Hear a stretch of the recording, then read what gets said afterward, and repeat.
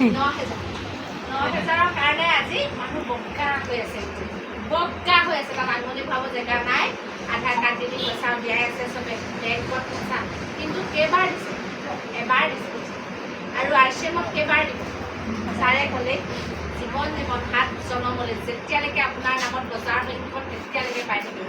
আৰু কিমানকৈ পাব তেনেকুৱা কঠোৰ 9,000 যোগ হ'ব ঠিক নাই। কিন্তু এই কথাটো বুজোতাহে নাই, দুখৰ বিষয় সেইটো হৈছে। দুখৰ কথা সেইটো হয় নহয়, বুজোতা নাই।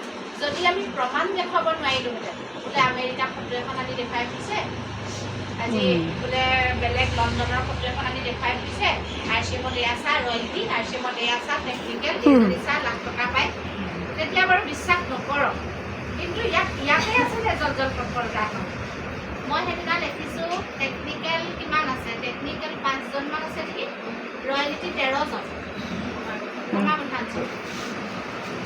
ইমানখিনি মানুহ ফটোত আছে, ইমানখিনি মানুহ কিতাপত আছে, ইমানখিনি মানুহ প্ৰচাৰ হৈ আছে। তাৰপিছতো মানুহে কি কৰিছে? RCM নকৰে। মোক এনাই যোৱাকে ভুগিলেও এনাই যাব কওঁতা কিন্তু নুশুনে। হয় নাই কওক? আচলতে তাৰ মানে কি বৰ্তমান এনেকুৱা চলি আছে নি? মিছাক বিশ্বাস কৰা, সঁচাক বিশ্বাস কৰা, সেইটোৱে চলি আছে।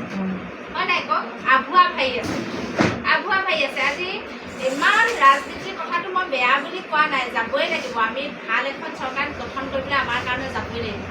কিন্তু য'ত গৈ আছোঁ কি কাৰণে গৈ আছোঁ, সেইটো আটাইতকৈ ডাঙৰ কথা। অকণমান হ'লেও কিবা এটা পোৱাৰ আশাতহে গৈ আছোঁ।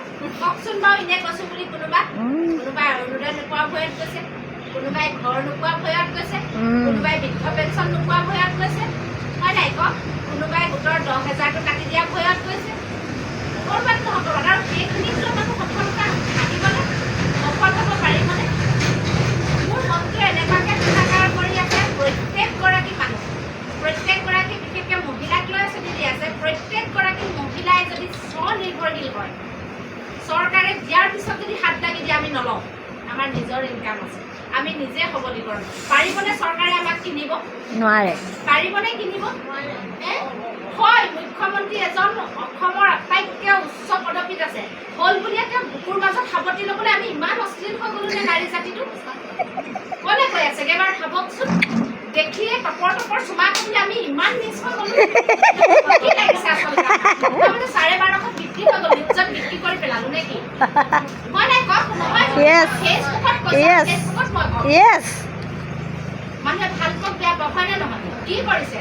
যাৰ কাৰণে পইচাৰ লোভ, আৰু সেই পইচাৰ লোভটোৰ কাৰণে মুখ্যমন্ত্ৰীকে বুকুত সোমাবলৈ বেয়া পোৱা নাই, পৰপুৰুষক কিয় বেয়া পাব কওকচোন?